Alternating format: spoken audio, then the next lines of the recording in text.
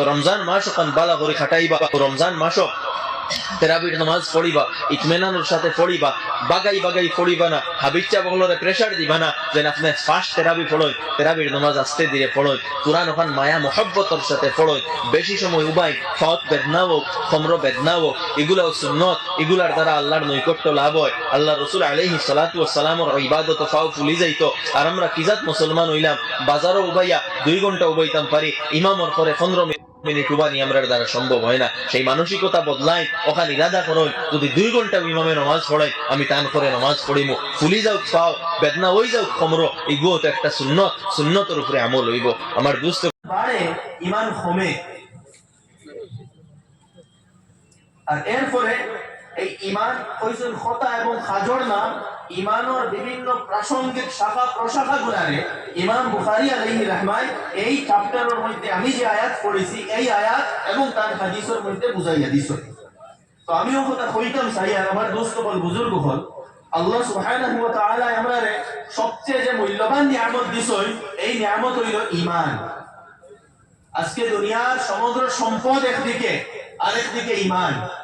ঈমান হইল সবচেয়ে মূল্যবান, সবচেয়ে গুরুত্বপূর্ণ। ঈমান যদি আপনার কাছে থাকে আপনি জান্নাতে যাইবা, ঈমান যদি আপনার কাছে থাকে আপনি আখিরাতে সফল হইবা। আর যদি আপনার কাছে ঈমান থাকে না, আপনি ঈমান হারা হয়ে যায়, আপনার জীবনে ঈমান থাকে না, মৃত্যুর সময় ঈমান লইয়া কখনো যাই না, তাহলে যত সম্পদ আপনার কাছে থাকুক, যত ভালো কাজ আপনার কাছে থাকুক, কোনো কিচ্ছু আখিরাতে কাজে লাগতো না। এমনকি যারা ঈমান থাকতো না, কুরআনে পাক আল্লাহ সুবহানাহু ওয়া তাআলা বর্ণনা করতা যে তারা যদি এই দুনিয়া যত বড় এবং দুনিয়ার মধ্যে যতটুকু সম্পদ, ততটুকু সম্পদ এবং এই দুনিয়ার মতো আরেক দুনিয়ার সম্পদও যদি তারা আল্লাহর সামনে পেশ করে, তাহলে ঈমানের পরিবর্তে এই সম্পদ গ্রহণ করা হইতো না। এত মূল্যবান সম্পদ ঈমান, এবং যেটা আমরা আনা খুঁজিয়া পাই রয়েছি, আনা চেষ্টায় পাই রয়েছি, যেহেতু আল্লাহ সুবহানাহু ওয়া তাআলা মুমিনের ঘরে আপনাকে জন্ম দিছেন, কিন্তু মুমিনের ঘরে জন্ম নেওয়া অতটুকু সাফিসিয়েন্ট নাই। এই ঈমান যদিও দুনিয়াত আমরা জন্মিয়া অটোমেটিক ঈমান পাই যাইছি, কিন্তু কবর পর্যন্ত যাইতে এই ঈমানের হেফাজত করা এটা কিন্তু আমার দায়িত্ব। যদি ঈমান থেকে আমরা গাফিল হয়ে যাই, যদি আমরা ঈমানের হেফাজত করি না, যদি আমরা ঈমানের যে ডিমান্ড, যে তাকাজা যেগুলা, এগুলোর উপরে আমল করি না, তাহলে জানি আমরা কবর আমরা ঈমানের সাথে যাইতাম পারবো কিনা। হাদিসের মধ্যে আইছে আল্লাহ রাসূল আলাইহিস সালাতু ওয়াস সালামে মানুষের বিভিন্ন স্তর সম্পর্কে আলোচনা করতে গিয়ে ফরমাইতরা যে মিনহুম মান ইউলাদু মুমিনা ওয়া ইয়াহইয়া মুমিনা ওয়া ইয়ামুতু কাফিরা। এরকম মানুষ থাকবো যার জন্ম মুসলমানের ঘরে হইব, যার জীবন ঈমানের হালত কাটিব, অর্থাৎ মানুষের দেখবা তো এই মানুষ মুসলমান, কিন্তু ইয়ামুতু কাফিরা, মৃত্যু ঈমান হারা অবস্থায় হইব। নাউযুবিল্লাহি মিন যালিক। তো আমার দোস্ত বল, বুজুর্গ বল, কথা বেশ দীর্ঘ করতাম না, আমিও কথা বুঝাইতাম চাই। আর যে কথা ইমাম বুখারী আলাইহি রাহমাত ঈমানের চ্যাপ্টারের মধ্যে কইতরা, ঈমান হইল কওলুন ওয়া আমাল। ঈমান শুধু আপনি যদি আল্লাহর উপরে বিশ্বাস রাখেন, শুধু মুখে যদি ওখান হয়, আর যদি ঈমানের তাকাজার উপরে আমল করেন না, আপনার ঈমান কিন্তু কমপ্লিট না। ইয়াজিদু ওয়া ইয়ানকুস, ঈমান কমেও বাড়েও। আমরা ঈমান কামিল ঈমান হইতে লাগবো, মজবুত ঈমান হইতে লাগবো, যদি আপনি জান্নাতে যাইতে চাই, যদি আপনার ঈমানের হেফাজত করতে চাই। আর এই মজবুত ঈমান কিভাবে হইব? এই মজবুত ঈমান হইব ঈমানি যত আমল আছে, ঈমানের যে চাহিদা এবং ডিমান্ড যেগুলো আছে, ঈমানের যত শাখা প্রশাখা আছে, ওগুলোর উপরে যখন আপনি আমল করবা, তখন আপনার ঈমান কমপ্লিট হইব। আমি যে আয়াত কারিমা তিলাওয়াত করছি আপনার সামনে, আল্লাহ সুবহানাহু ওয়া তাআলা ফরমাইতরা লাইসা আল-বিররা আন তুওয়াল্লু ওজুহাকুম কিবালা আল-মাশরিকি ওয়াল মাগরিব। নেকি বা ঈমানি আমল শুধু এটা নয় যে চেহারা ফুবে বা ফসমে ফিরাইলাও। ঘটনা আছে এর পিছনে, আমি সেই দিকে যাইতাম না। এখানে আল্লাহ তাআলা এখন বুঝাইতে চাইতরা যে ভাই যে কে তুই আমল করিয়া নিজরে দিনদার মনে করিও না। আমরা যদি আমরার ভাষায় কই যে শুধু লম্বা করতে লাগাইলে নিজরে দিনদার মনে করিও না, শুধু টুকি একটা মাথাত লাগাই দিলে নিজরে দিনদার এটার মনে করিও না, এর কিছু তাকাজা ওপর আছে। এগুলা কিতাব লাকিনাল বিররা মান আমানা বিল্লাহি ওয়াল ইয়াউমিল আখির ওয়াল মালাইকা ওয়াল কিতাব ওয়ান নাবিয়্যিন।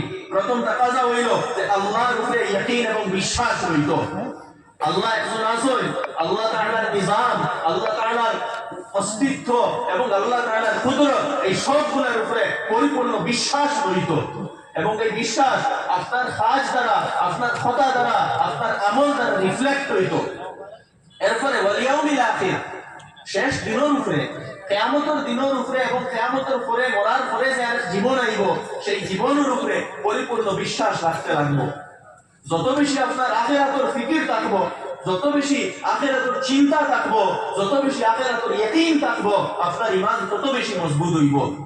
ওয়াল মালাইকা, ফেরেশতাগুলোর উপরে, ওয়াল কিতাব, আল্লাহ তাআলার যেগুলা কিতাব আছে, তাওরাত, জাবুর, ইনজিল, কুরআনে পাক এবং এর আগে যেগুলা সাহিফা উপর নাযিল হইছে, সবগুলোর উপরে পরিপূর্ণভাবে ঈমান থাকতে লাগবো।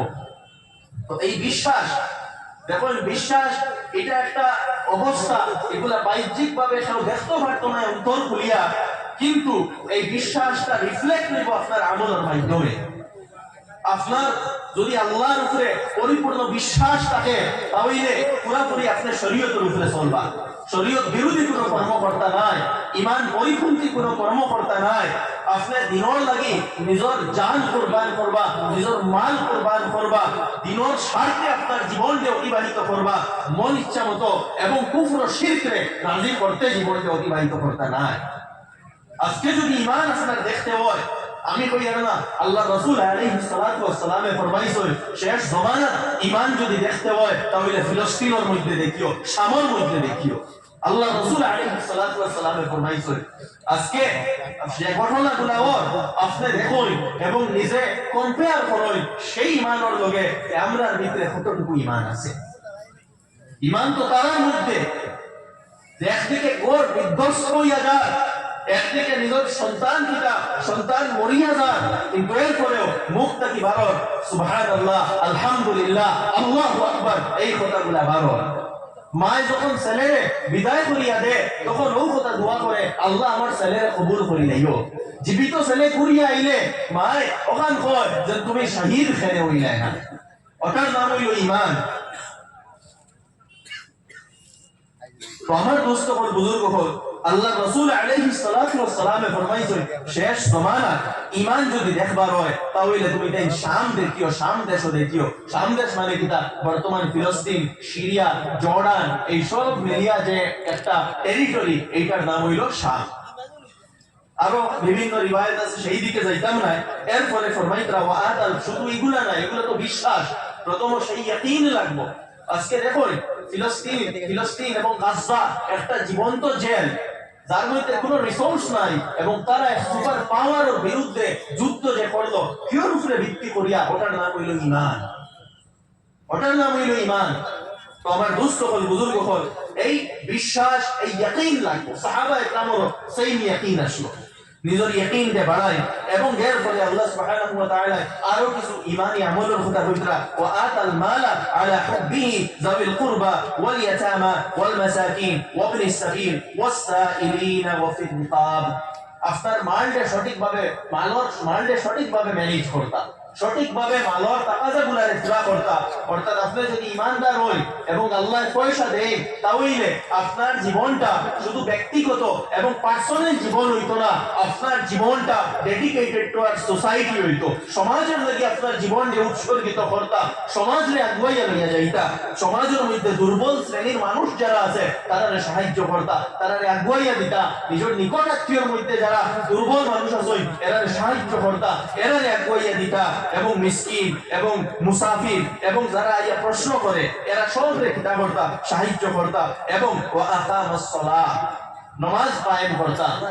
দেখুন, নামাজ পড়া আর কায়েম করার মধ্যে থোড়া বেশ কম আছে।